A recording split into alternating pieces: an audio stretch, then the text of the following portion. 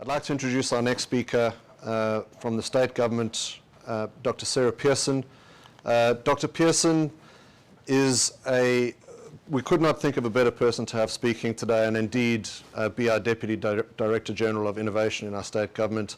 Sarah has a fascinating background covering both the private sector and government sector, stints as a chief scientist, chief innovation officer, time with McKinsey, very important roles at Cadbury's, and is now driving a lot of the innovation agenda in our state government. So I'm very excited to welcome Dr. Pearson. Fantastic. Thank you, Chris. It's so wonderful to be here, and thank you for the invite. I'd also like to start by acknowledging the traditional custodians of the lands that we're all meeting on all around the world, pay my respects to elders past, present and emerging, and also to acknowledge that we have an Indigenous population with tens of thousands of years of continuous history of science and innovation. And of course, in one of the areas of real importance is around FireTech. So I'm just going to share my screen because I have a PowerPoint presentation I would like to take you through. So just bear with me a sec while I do that. Right, can you see that? I can't hear from anyone, so I'm assuming you can, so I'll keep talking. Okay, so first of all, I want to start by what an amazing era that we live in. I mean, I'm a deep tech person myself, a physicist, and I'm so excited about the rate of change of deep technology around the world. There's a fabulous futurist, Ray Kurzweil, who suggests that we won't experience 100 years of progress in this 21st century. It'll be more like 20,000 years of progress. And I love this picture, which shows, what it was like back in the day when I was a teenager with all those bits of tech, which we now have in our pocket. And of course, that's all happening so rapidly. Ray is famous for saying that by 2050, we will hit singularity, and he set up the Singularity University to cope with that, where he believes that we will be able to download who we are as humans into robots and that we will never die. So these are incredible times that we live in.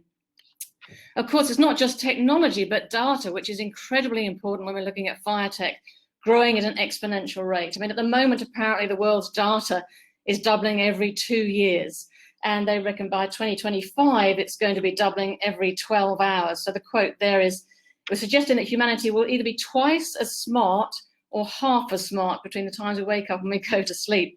But certainly, there's a lot of data for us to work on and to help with when it comes to the FireTech sector. Now, a lot of this is brought on by the rapidity and the acceleration of data gathering. If you look at, for instance, the human genome, in 1990, it took 13 years to code the human genome. Now you can do it in less than a day. So that's the sort of data acceleration that we've had over the years. And of course, if you think about the satellites, all the satellites that are being launched right now, isn't it great to see the SpaceX announcements and launches yesterday and their successes? And that's obviously going to mean that IoT is going to absolutely explode. I mean, data is going to be coming out of our ears everywhere. And then, of course, there's going to be quantum computing, which means we can analyze it at an incredible rate. So we've got all this accelerated rate of generation of technology and data that can help us. This is all colliding with the VUCA era. So volatile, uncertain, complex, and ambiguous.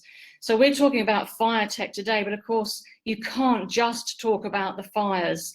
You've also got to talk about the droughts, the floods, the viruses, and of course, geopolitics. So it's not like we're living in this simple linear world. We're living in this world where the tech is colliding, accelerating as much as all the challenges that we face. So challenges and opportunities all coming together. It was great to hear about the opportunities that are on show today. Isn't it superb? 33 exhibitors, and you've got 40 in your database, and then more and more are going to be coming on, obviously, as time goes by, and we need it so desperately.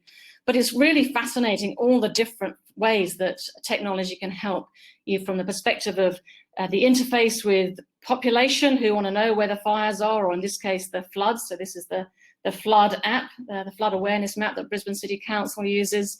And then, of course, you move to the use of satellites and satellite technology to actually see where some of these spot fires are and spot them before they get too big. The fact that we are going to need more and more firefighters And so how are we going to train people to be firefighters? Obviously, VR and AR is going to be really important in that. I remember last year traveling up and down the coast and seeing exhausted firefighters stopping at cafes for food en masse and thinking, gosh, we cannot keep this up. We need to get more people firefighting. So obviously tech can help with that. And as talked about in the previous talk, the drones who can be spotting fires, going places that humans can't go to, and also putting out fires and creating fire breaks. So huge amount of opportunity for technology to help when it comes to fires. So, okay, what about government? What about government's role? Why is there so much government here? Well, one of the first things government can do is be interested. Fantastic, Chris, that you've got 21 councils dialing in today. That is absolutely superb, because step number one is we've got to be interested. We've got to know as government that there are people out there with fabulous solutions, with great tech, with early stage ideas, late stage ideas that we can all take on.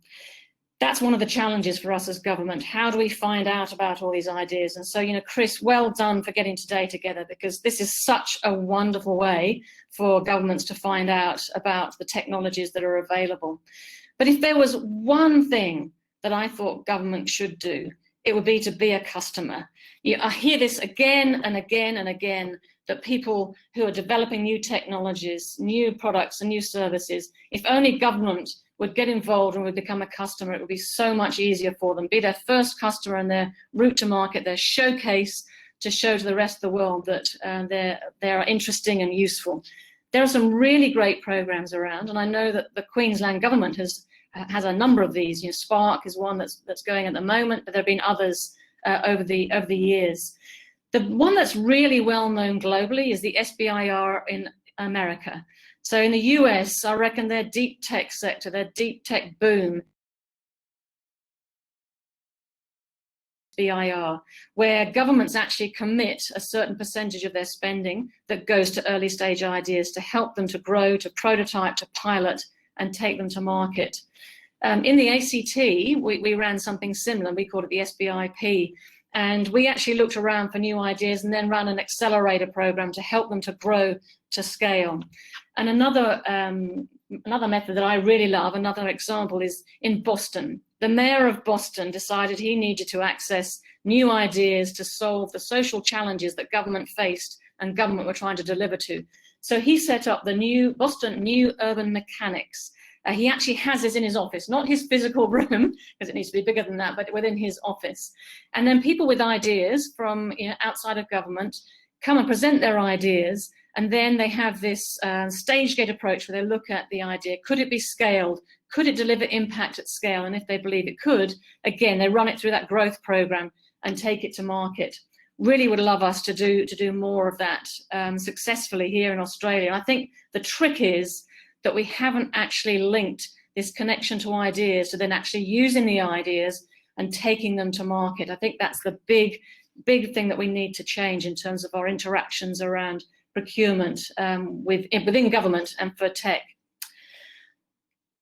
So the next thing I think is really important for government, this is not simple, it's not linear, it's complex. There are lots of different players that need to come together, and I really see that government can be that trusted neutral territory. I think government has a role to bring the different players together with the different pieces of the puzzle to then find that final solution that you can then take to market, and take to market with government support.